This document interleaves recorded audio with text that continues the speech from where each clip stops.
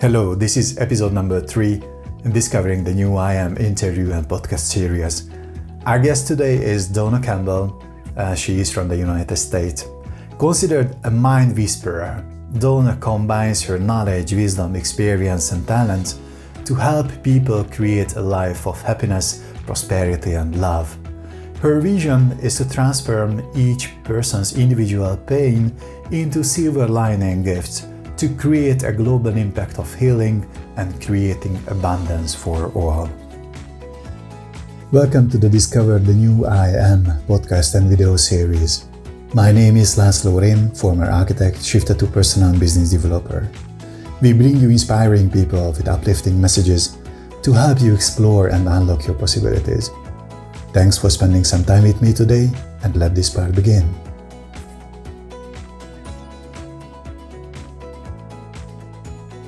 I met Dawna in 2016, Montana, United States, when I was there taking some seminars. And actually she was one of my teachers at that time. And I still remember how intense was the time with her at that time, because we felt at her class supported. She was really kind to everyone and also compassionate. But also, she wasn't packaging things in the nicest way until that you couldn't understand anything. So I think she is really amazing to tell her stories into a really beautiful way, with genuinity, with honesty, and in a way with actually helping people to understand that whatever is happening in their life, it's actually helping them to take the next step. I think Dawna, one of the most genuine speaker, author, writer, instructor, healer in this area. And I think she is also belongs to those who actually sharing her experiences rather than just what she's reading along the way. I think she also gathered lots of information from so many different techniques, so many different modalities, but not just taking one or two sentences or one or two thoughts from each one of them, but going into really understanding what's going on in there and how is it fit into her own experience, as far as I understand her. So this interview today, I was really interested how she started and how all of these experiences she went through affected her life, and how all these experiences affect what she does even today. So let's get started.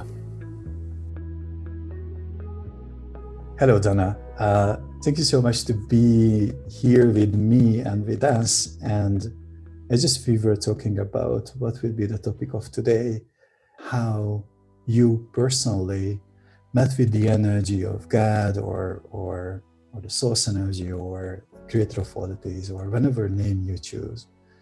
And I'm really, really interested that how is it in your life now and how was it a few years ago, and what is the difference? What did you do differently?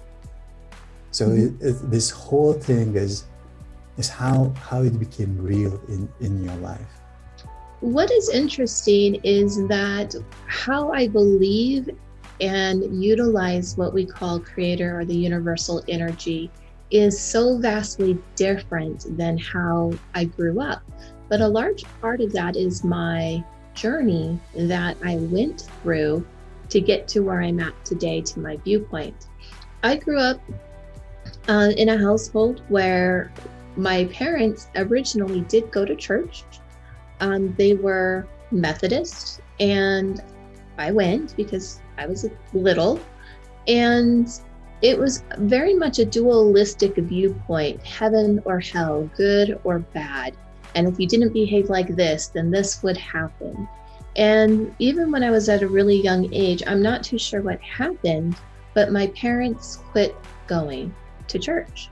And so I didn't attend for the longest time. but yet the whole dualistic view of heaven and hell, God versus the devil, was very prominent in my life.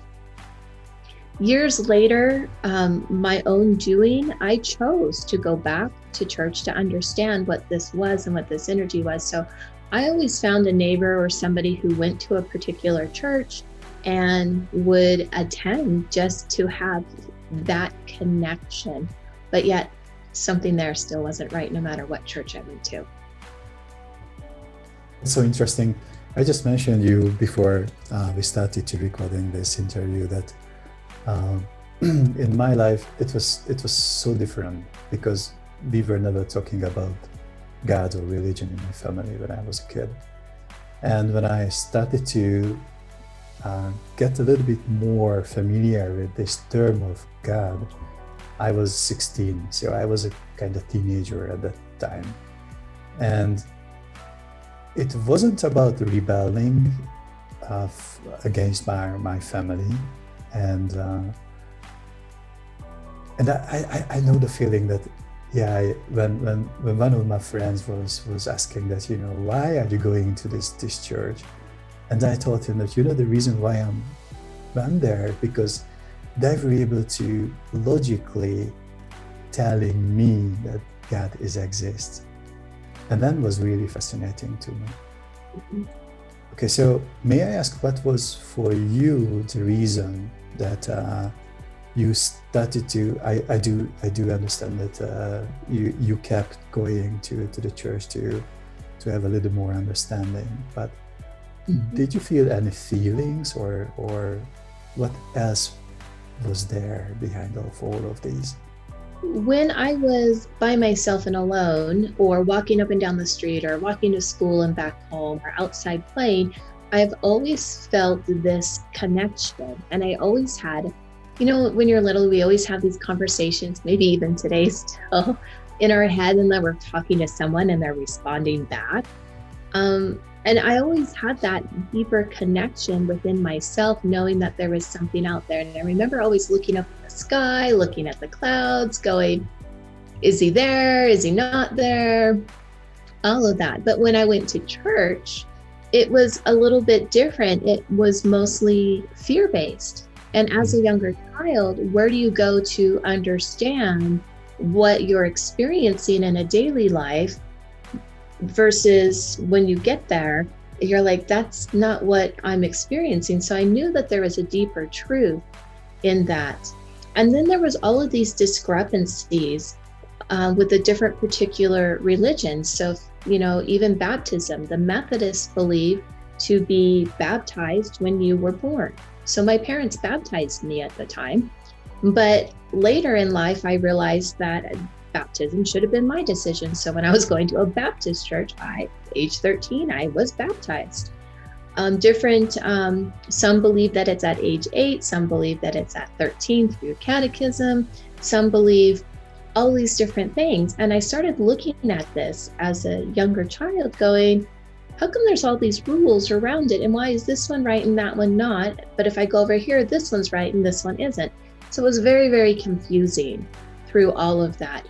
And as I got older, reflecting back, I realized it's not the age you get baptized, it's the act or that you do become baptized if you're participating in Western religion. And my experience of the course was very, again, dualistic, or a dichotomy, because how I experienced my connection was very different than how the church was telling me how I was going to experience my connection. So did you ever think about that there is a difference in there, and why is it there, and how did you translate it into yourself? Mm-hmm. I kind of had two lives going. On one hand, I had my connection in who I was and my happy-go-lucky attitude, but through my mom, through religion, through the church, I towed the line, didn't make a wave, didn't do anything, and went, well, all right, if this is what they need, that's okay, but I'm just going to go do for me when I'm not with them. It even came down to, my mom asking me what I wanted to be when I grew up. And she didn't like my saving the whales and joining Greenpeace answer. And it was at the time that women could do a lot of different things. And so she wanted to encourage me to do other things, but it didn't quite come out that way. And I just learned when my mom asked me that question in the future, oh, I'll be a teacher, or I'll be a veterinarian, or I'll be something important out in the world. But I would go back outside and I'd start skipping down the street, picking up my sparkly rocks because there was gravel everywhere, going, I think I'm going to travel the world, be a gypsy, maybe I'll get a crystal ball. Because that sounded like so much more fun. And I might have been 10 at the time, but it was about being connected to the earth, being connected to the elements, being connected to all things. But culture taught me, and my parents taught me, this was your response. So I just gave them back their responses and then went outside. Oh yeah. And I know about you that you also chose some normal job for yourself at the first time, right? I did. I chose to become a financial advisor mainly because I wanted to help people get ahead in life and have opportunities for themselves, for their children, because when I grew up, we were kind of near the poverty line and we didn't have a lot of those resources. So I started dedicating my life to do that. So I did have that normal job, so to speak. But also during that time, while I was studying and going to college, getting my degrees, and I also took a lot of Bible classes during that time. And I was, the family that I had married into at the time, they were Mennonites. So we went to church every Sunday. You had to, put on a certain kind of dress and all of those things. I was a Sunday school teacher. I was the youth group sponsor for all of those years. And then over time, I also became an ordained minister because I was really encompassed into that culture. But what happened for me throughout my career, throughout doing all of those things, and that's the catch, my health broke down, my marriage ended, and then I was financially devastated myself, and I followed all the money rules. I did everything exactly the same, and there was something that was always still missing, and that was this connection piece to really what this universal energy is to Creator. So I left that entire lifestyle and moved to an ashram to understand what it was, Eastern philosophy, to see what these connections were about. And an ashram is a spiritual living community. So I stayed there for a year and studied to understand something a little bit differently from a different point of view. Was it difficult for you to make this turn in your life? It wasn't difficult to make the decision. And I'm the type of person that, hold on, trying not to sneeze. I'm the type of person that once I've made a decision, there's no turning back. And once the decision was made, I went. I still had my job as a financial advisor when I moved in the ashram because we were allowed to work and to generate income and all of those things while you were doing your spiritual practices and studies. And after a couple of months, I realized that it wasn't going to work out quite like I thought, because in the financial world, there was all this stress and all this worry and all this other toxic type of energy. And then at the ashram, it was like, here, let's go together and plant our community garden and bless it and, do all these things. And then the teacher training classes that I was in, because my children went to their private school, was let's set the focus for the day and let's do our yoga for 10 minutes in the morning. And then we sit down and we meditate. And then they're very mindful. And it was a very, very different type of lifestyle. And it was more peaceful and it was more calm and it was more balanced. What led up to going to the ashram was where I was living in Idaho Falls. There was a Zen Buddhist monk that was doing a weekly course that I got invited to. And he had studied from Japan. and had come, and he made us one time do this walking meditation where we had to get up and walk in a circle for like 20 minutes. That's a long time if you've never done anything like that. And then he had us sit back down. And he said, yes, you were all very mindful. You were walking, you had one foot up, one foot down, you knew everything, you kept pace with the group. He said, but really, it's a metaphor for life. And then he went on to say that you don't just go and meditate and go om for 10 minutes a day or 20 minutes a day, but it's a metaphor that you encompass this energy into everything that you do. So if you're washing the dishes, if you're cleaning the house, driving the car, working, whatever it is in life, you become the meditation the entire time. And it was a way to live.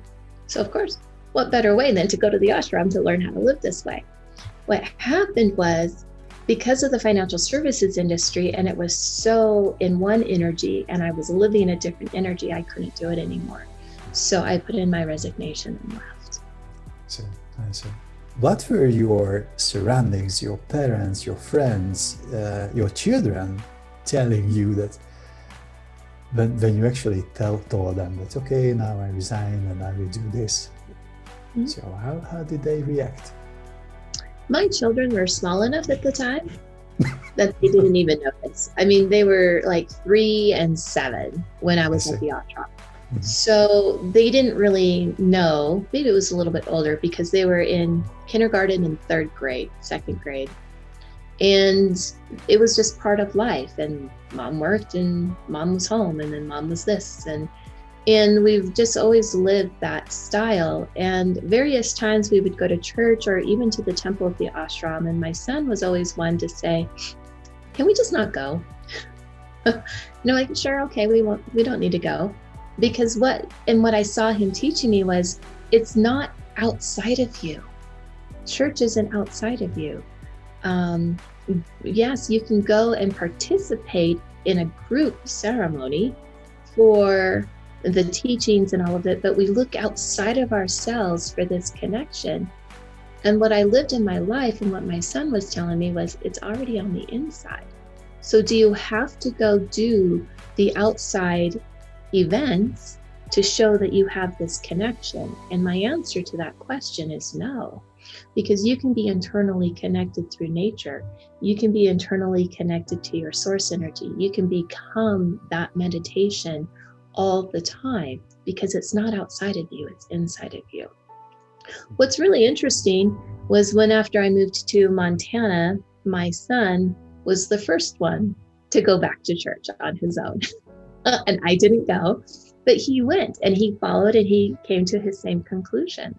So it's really interesting how we ebb and flowed with it. But if you want to, and that's something that you embrace, then go do it, because if that's how you can feel that connection.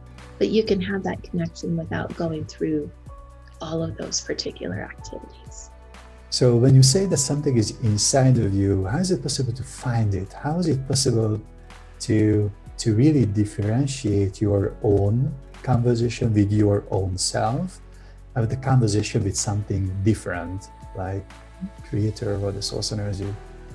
Mm-hmm. So how do you make this differentiation? First, when I went through the Western religious studies, and then I went through what I called a spiritual pathway, because we studied Hinduism at the ashram. And then I also studied Buddhism and a bunch of the other isms out there. And what I started seeing and noticing was a commonality between the different philosophies. And the commonalities were always talking about virtues, and virtues like peace, balance, love, kindness, gratitude. And how they expressed it, those words are always the same. The stories can have a lot of different viewpoints, but are more metaphoric to get you to understand what these virtues are and how to live in these virtues. Some people even call these sage qualities. And through that is something that you encompass on the inside. So how you choose to experience those qualities really come from the inside of you. And I often say happiness is on the inside. You can look around for it everywhere in the outside, but if you're not internally happy on the inside, you're not going to see it on the outside. But going to the ceremonies, going to the different sacred sites, going to the different temples, that is something that I absolutely love to do, whether it's a really old church or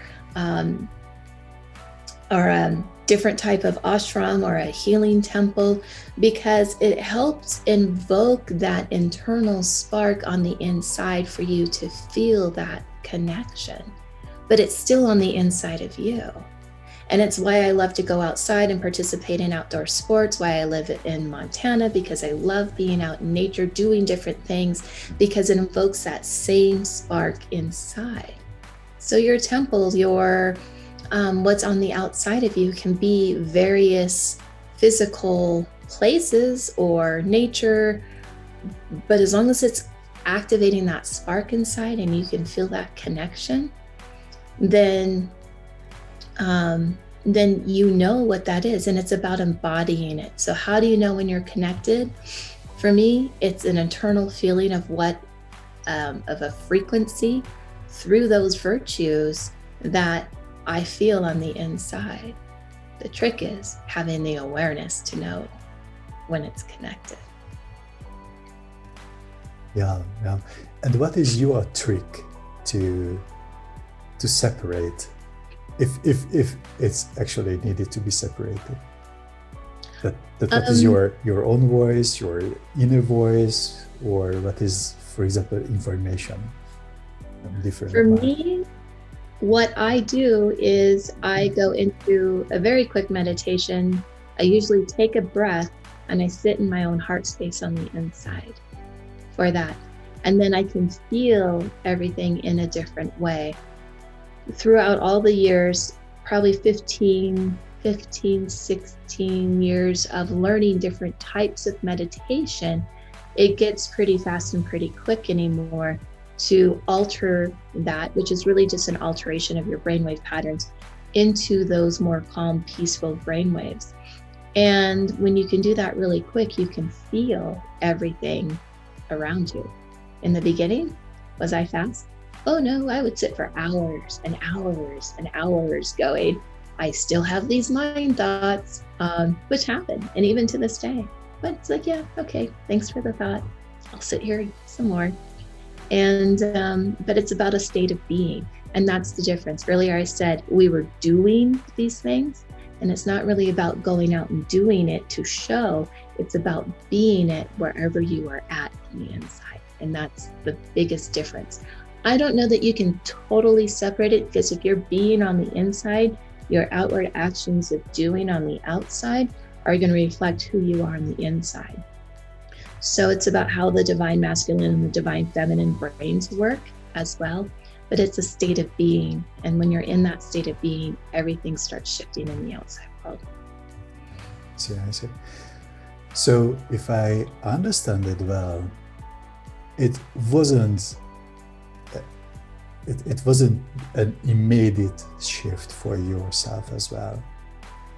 So it wasn't just waking up one day and one morning and okay, and I know that what the sages are telling me, or so it was like a procedure, right? It was like it's always an evolutionary process. I think that's part of each person's own individual spiritual journey, which is why nobody's looks the same, but it's a process.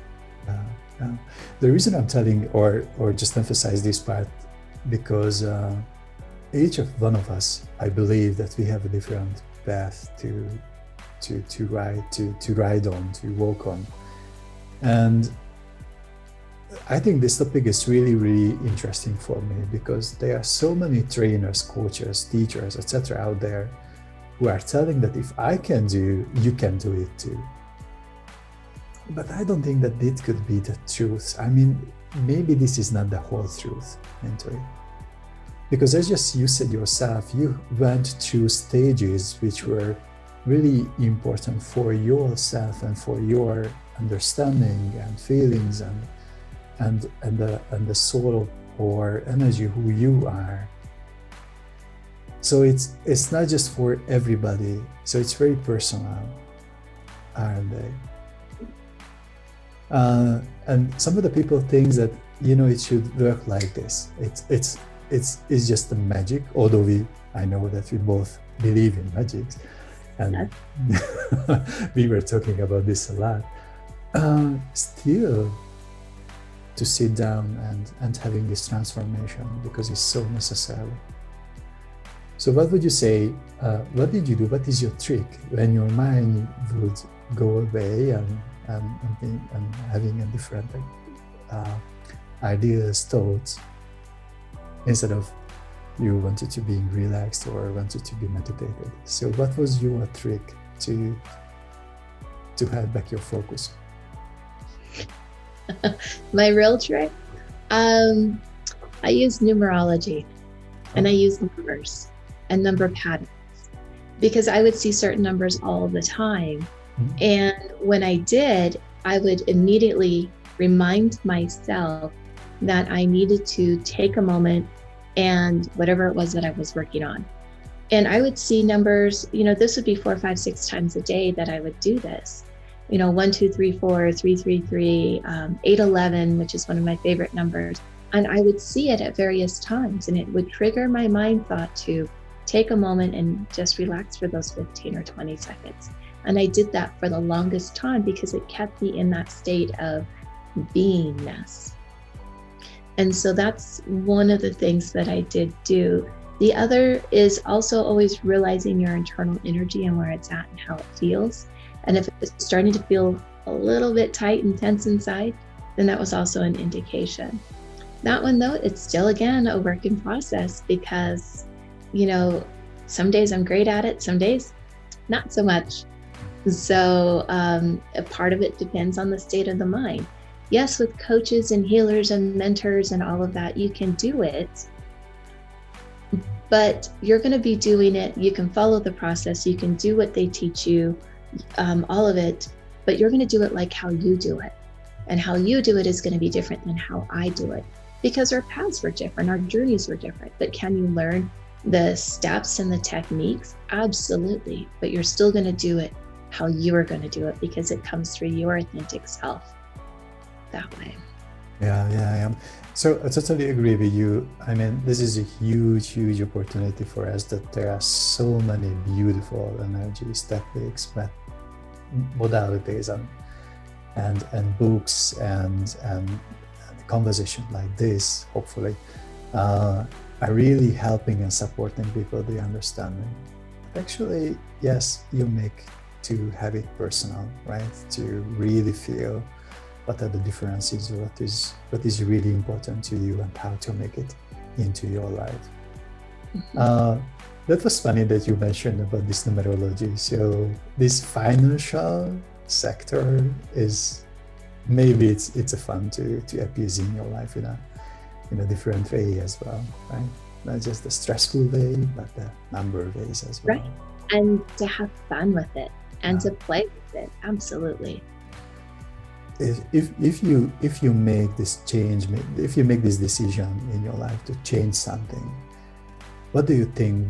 Do you absolutely need to give up everything that you've done until this moment? Or what do you think?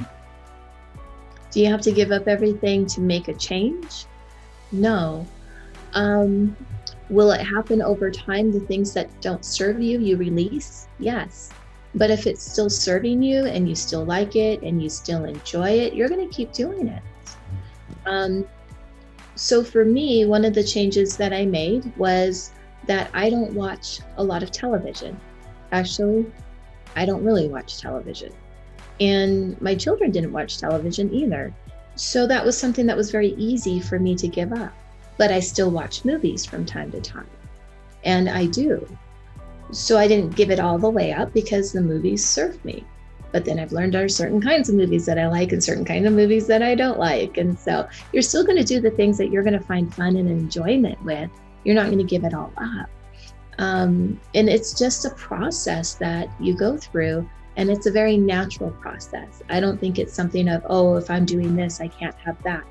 One of the hardest things for me was when I moved to the ashram. It was vegetarian and I eat meat.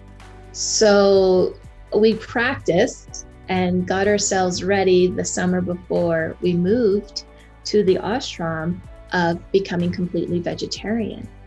And I had gone several months without meat, and all at once, it was all I could do. I could just kept craving a certain type of meat. And I thought about it and went, my body really must need something that's in this for me. And so I went, and there was they had organic grass-fed beef at this fast food restaurant that was close to where we lived. And I took my kids and we would have a hamburger. And you know what? It was okay because we needed it. And I thought often that I needed the iron, but I learned that there's an amino acid in red meat that I need. And because of the blood type that I'm at, I need to have this amino acid, and you only get it through red meat. Now, I don't eat meat all the time. I'm very mindful about it, and I'm very mindful about the type of meat that I eat. But I do occasionally to this day still eat meat because my body needs it. So I did go cold turkey. I did give it all up. But, you know, sometimes you just need what you need for your body, and it's okay. So you don't have to give it all up. It's about being mindful about it. It's about the energy you're putting into it, or the energy connection you feel with it. And really, it's about blessing it along the way. So how do you see yourself today in terms of the connection, the relationship with this energy of the source, or the energy of what it is, the creator, and, for example, back at the ashram? So what's the difference? Today, it's this interconnection to all things. I believe a creator or the universe is a universal force of love. I utilize Albert Einstein's definition, and that this energy is in all things, inorganic and organic, and you can always be connected to it. And it's, you know, about, you know, the God of nature and the God of, well, all of it, I guess. It's just everything that you're connected to. At the ashram, it was a little bit different. There was a layer in between. So you would have a guru, and I was at Ananda. So we would go through Yogananda. There was a whole lineage all the way back to creation that you honored. So you went through the lineage, and it was through the guru you received the teachings of creation. And the difference is that creation is inside of you and inside of everything. If we utilize Albert Einstein's definition through physics and science, and you don't have to necessarily go through a lineage to be connected to creation, because you are a part of creation, because creation, you are creation. So if you want to honor all of that, and I do, you know, talk to the different masters and utilize their energy, but I also know that I can go to that creation energy, that connection, that spark on the inside, without necessarily having to go through all of that. I use them to add energy to other things, but yeah. Okay, that's amazing. There is something which you achieved just today or yesterday, and your book became #1 selling in the Amazon. Yes, the book is Financially Fit. It did go #1 on Amazon as a bestseller. And when I was a financial advisor, it was all about doing. And if you did this to eliminate debt, if you invested over here to do this, and it was a very doing aspect. And Financially Fit is written from this other viewpoint of a place of being. And this is like all the stuff I wish I knew before I was ever a financial advisor. This is all the hidden stuff that we don't realize with our connection around the topic of money. And so you are energy on the inside, this connection that we've been talking about. Money is the outward form expression of energy. But by that money by itself, it doesn't do anything until you apply the energy from the inside into the money. And then the money behaves based on who you are on the inside. And working with clients in the spiritual realm as an energy healer, the last couple of years, I started seeing some distinct connections with money. And clients would say things like, well, I wanted to feel like I was worthy, or that I am enough, or I'm valued and appreciated. Well, in the financial services world, we would say, what is your net worth? How much did your portfolio value increase? How much did your assets appreciate or depreciate? Do you have enough money set aside for your children's college education funding? The words were the same. And our universe, this connection, reads your energy behind what your thoughts are. And if you didn't feel like you were enough, or that you were valued or appreciated, your money responded the same way.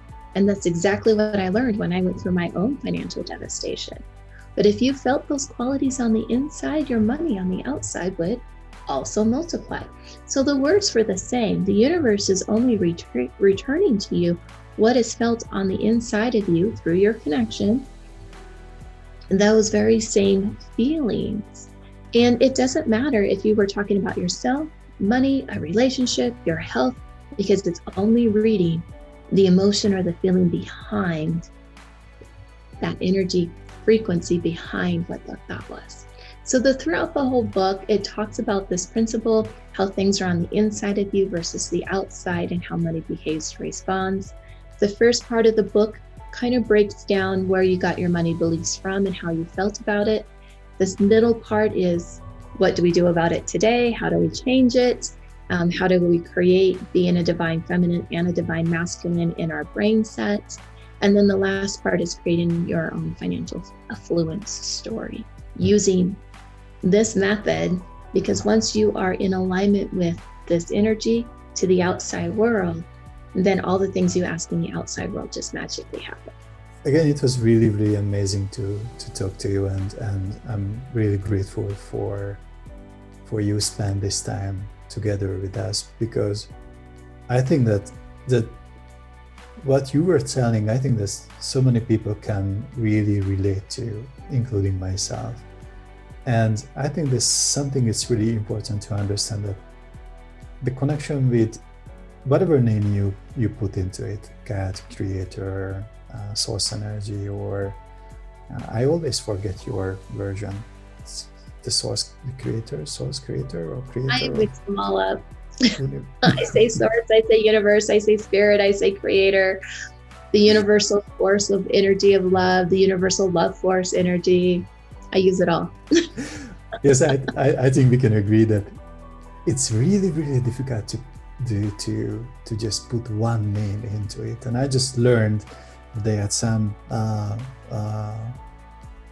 places, some cultures, where actually they're using just kind of sound, because it's just impossible to put the name into it. So again, I think it's really, really awesome to have different understanding, different point of views about something which is real, which I think without we are not able to exist. So sometimes I'm just giving this answer, that how is it possible to really have physical connection with this energy.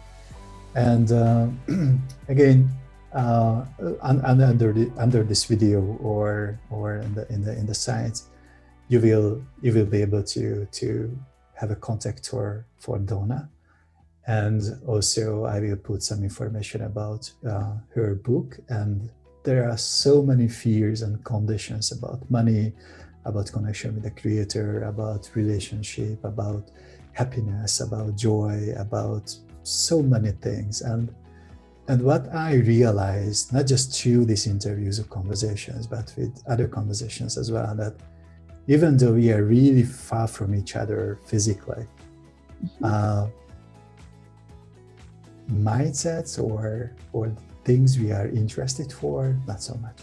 So even it's in the States, even it's in Japan or in Australia or other parts of Europe, other parts of the world, they are really, really amazing similarities about how people thinking, what they want, what are the most amazing desires, etc.